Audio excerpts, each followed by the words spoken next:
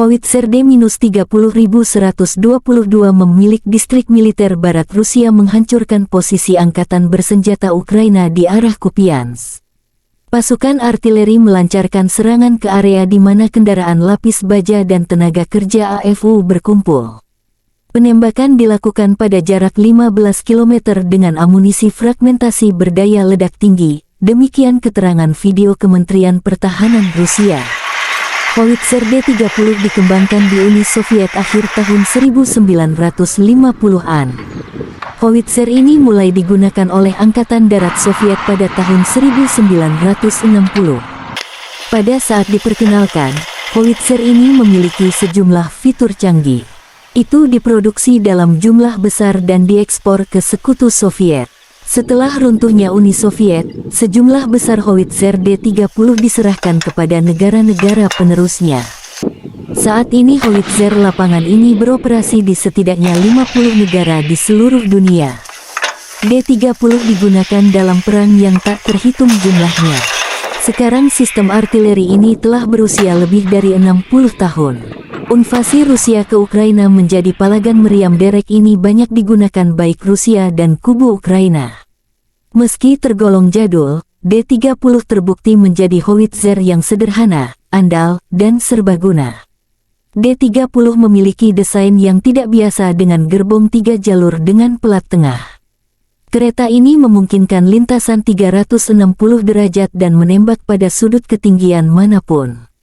Ia memiliki persenjataan 122 mm. Howitzer ini menggunakan amunisi terpisah dengan peluru dan muatan. D-30 menggunakan amunisi yang sama dengan howitzer M30 Soviet era Perang Dunia II. Ia menggunakan bahan peledak tinggi HE, fragmentasi bahan peledak tinggi HEFRAG anti-tank dengan bahan peledak tinggi, hit pembakar, asap, dan cangkang penerangan. Jarak tembak maksimum adalah 15,3 km. D-30 juga kompatibel dengan peluru berpemandu laser 122 mm Kitolov Rusia. Howitzer ini memiliki awak 5 orang. Howitzer ini dapat dipindahkan dengan cepat. Diperlukan waktu sekitar 1,5–2,5 menit untuk mempersiapkan sistem artileri ini untuk menembak. D-30 biasanya ditarik oleh truk 6x6 yang juga membawa awak dan amunisi. Di beberapa unit kapal pengangkut lapis baja MT-LB digunakan sebagai traktor artileri. Howitzer ini dapat dijatuhkan dari udara menggunakan platform parasut khusus.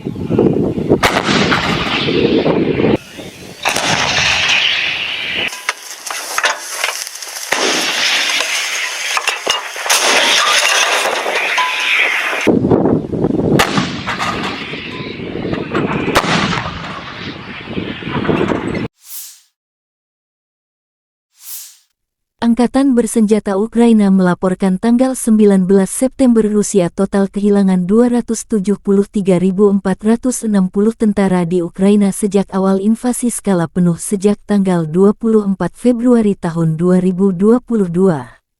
Jumlah ini termasuk 520 korban yang diderita pasukan Rusia dalam 24 jam terakhir. Menurut laporan Direktorat Komunikasi Strategis Militer Ukraina, Rusia juga total kehilangan 4.628 tank, 8.851 kendaraan tempur lapis baja, 6.062 sistem artileri, 778 sistem peluncuran roket ganda, 526 sistem pertahanan udara, 315 pesawat terbang, 316 helikopter, 4.784 drone, 20 kapal, 8.601 kendaraan dan tangki bahan bakar dan 903 peralatan khusus.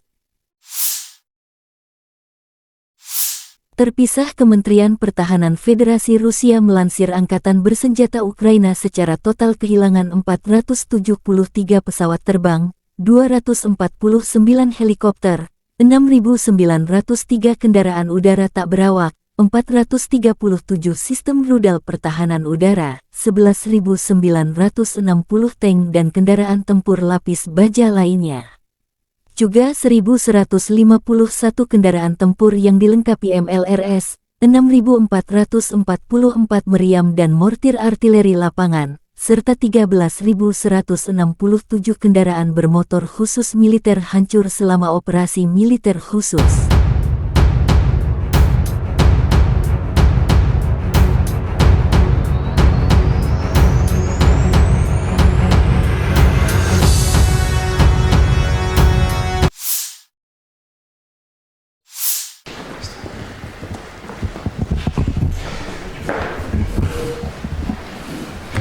Как мы уже с вами начали говорить, я Да. представляю, что и как, но тем не менее, пожалуйста. Во-первых, рад вас приветствовать в Ижевске, вооружейной столице России, День оружейника. И хотел бы начать со слов благодарности. Вы приняли решение и поддержали инициативу партии «Единая Россия» о присвоении почетного звания Российской Федерации город трудовой доблести городу Воткинску за большой вклад в победу в Великой Отечественной войны. Для нас это действительно большая честь, и от всех заводчан хочу вам сказать спасибо.